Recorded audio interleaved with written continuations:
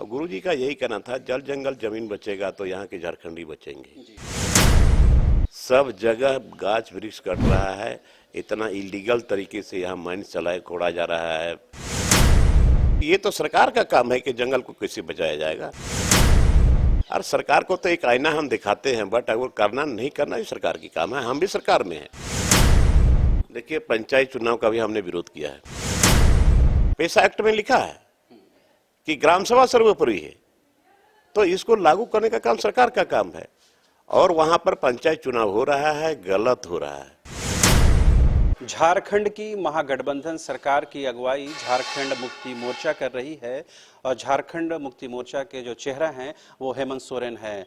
सबसे खास और अहम बात यह है कि झामुमो खुद को आंदोलन से उपजी हुई पार्टी कहती है, जल जंगल जमीन वाली पार्टी कहती है। लेकिन बड़ा सवाल यह है कि सरकार के 2 साल पूरे होने के बाद भी आखिर जल जंगल जमीन के संरक्षण को लेकर क्या कुछ हुआ है। लोबिन जी, आप तो इन बातों को मुखरता के साथ उठाते आए हैं।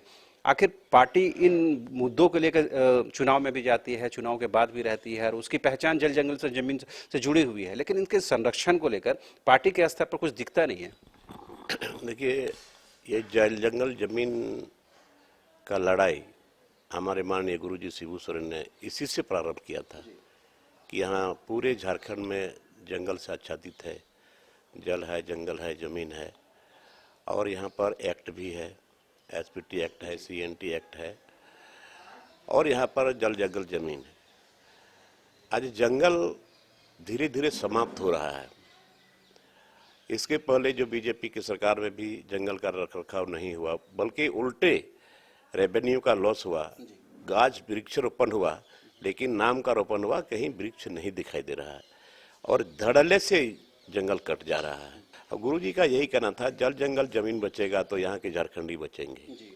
तो जल जंगल जमीन के लिए सबसे पहला जिम्मेवार तो जो पहले यहाँ पर 15-16 साल तक जो शासन चलाया बीजेपी, इसके बाद ये हेमंत सोरेन की सरकार इधर बनी है। हमको नहीं लग रहा है इस पर कोई विशेष जो ध्यान है।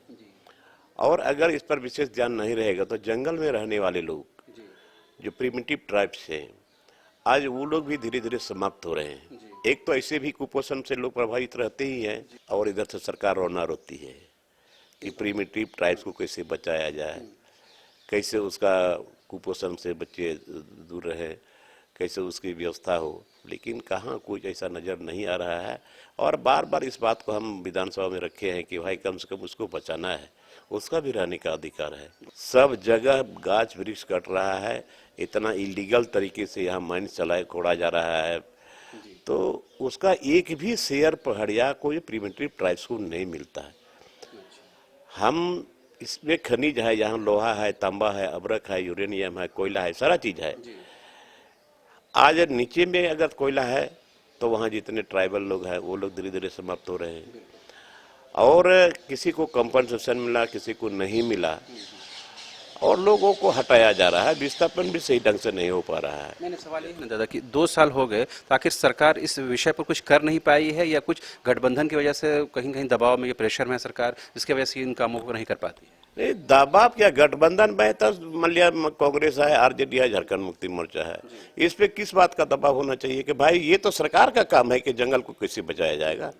इसलिए हम इस पर बराबर जोर देते आए हैं कि जल जंगल बचेगा, यहाँ का पर्यावरण बचेगा, और जल जंगल साफ होगा, यहाँ पर बारिश नहीं होगी।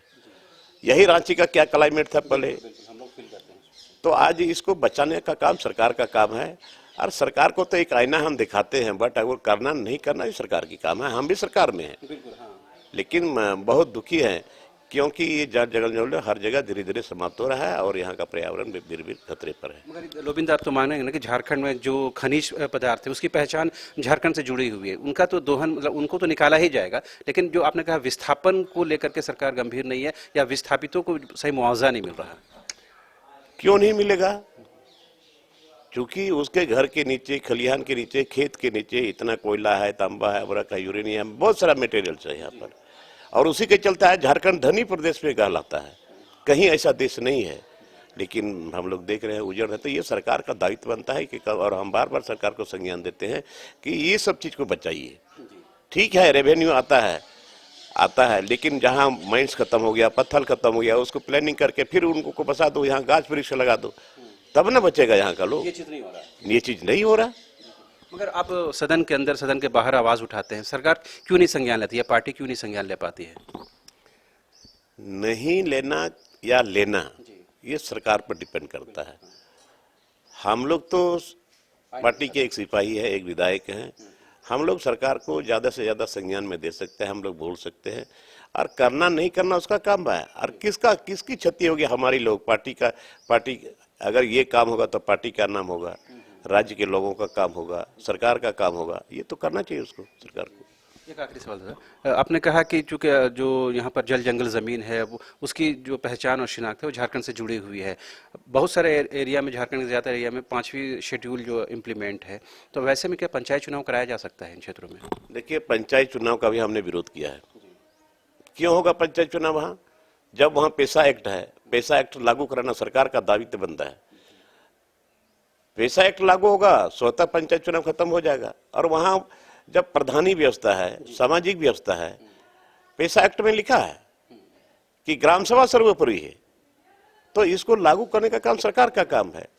और वहां पर पंचायत चुनाव हो रहा है, गलत हो रहा है। इसका विरोध करेंगे? इसका हम विरोध किए हैं विधानसभा में, और अभी भी विरोध किया है और विरोध करते रहेंगे। सरकार तो तय कर ली कि मार्च अप्रैल में करा लेना है। करा ले, वक्त आएगा फिर। इस तरह के क्रियाकलाप से क्या पार्टी को नुकसान हो सकता है आगे वाले चुनाव में? एकदम होगा। अभी शेड्यूल एरिया में बहुत सारे लोग प्रधान है, प्रगणित है और ग्रामीण लोग हैं, सारे लोग विरोध कर रहे हैं कि जब यहाँ पंचायत चुनाव हो रहा है तो ये गलत हो रहा है। अब धीरे धीरे सबको पता चल रहा है ना। रविंद्र, आखिरी सवाल, ये 2 साल के कार्यकाल के बाद इतना आंदोलन उपजा है, क्या लग रहा है कि लोगों की आकांक्षाएं बढ़ गई हैं या सरकार ने ऐसा निर्णय लिया जिसकी वजह से लोगों को सड़कों पर उतरना पड़ा है? देखिए, अभी तक तो ऐसा कुछ नजर नहीं आया है। सरकार को काम करना चाहिए, उसी के लिए लोगों ने बीजेपी को भगाया और झारखंड मुक्ति मोर्चा कांग्रेस मिलजुल करके अभी गठबंधन सरकार को बनाया है। ये तो सरकार का दायित्व है। आपकी पार्टी भी एक जैसे अमित महतो जी ने छोड़ दिया, सीमा महतो ने छोड़ दिया पार्टी, इसी बुनियाद पर कि वो कहीं ना कहीं स्थानीयता या पार्टी कहीं ना मुद्दों से समझौता कर रही है? देखिए, समय का तकाजा है, किसी से किसी का विश्वास टूट जाता है। पति पत्नी को ही आप देख ले, पति को पत्नी से विश्वास टूट जाता है, पत्नी को पति से विश्वास टूट जाता है, लोग अलग अलग हो जाता है। तो ये तो विश्वास पर है। अच्छा संबंध सबका रहेगा, सबका सिद्धांत एक रहेगा, घर द्वार बढ़िया चलेगा। सरकार में भी उसी तरह की बात है। मतलब आपका आस्था भी है ना सर सरकार से, पार्टी से? बिल्कुल बिल्कुल। मतलब पार्टी के अंदर रह के विरोध करेंगे, आप आईना दिखाते जी जी, हम घर के मेंबर हैं, घर के मेंबर हैं। जहाँ गड़बड़ी देखेंगे तो वहाँ तो बोलेंगे ही। जी जी। तो आपने सुना, ये थे बोरियो से झामुमो के विधायक लोबिन हेम्ब्रम, जिन्होंने साफ तौर पर कहा कि जिन विषयों पर सरकार जो निर्णय लेती है, अगर वो जनहित के विरुद्ध हो, झारखंड की जल जंगल जमीन के खिलाफ हो, झारखंड की माटी के विरोध में हो या झारखंड के लोगों के खिलाफ हो, वो सरकार को आईना दिखाते रहेंगे। साथ ही उन्होंने ये भी कहा कि 5th शेड्यूल एरिया में पंचायत चुनाव नहीं कराया जाना चाहिए। अगर ऐसा होता है तो कहीं ना कहीं यहाँ के लोगों के साथ गलत होगा। कैमरा पर्सन हृदय के साथ रांची से न्यूज़ बाइस्कोप के लिए शहनवाज।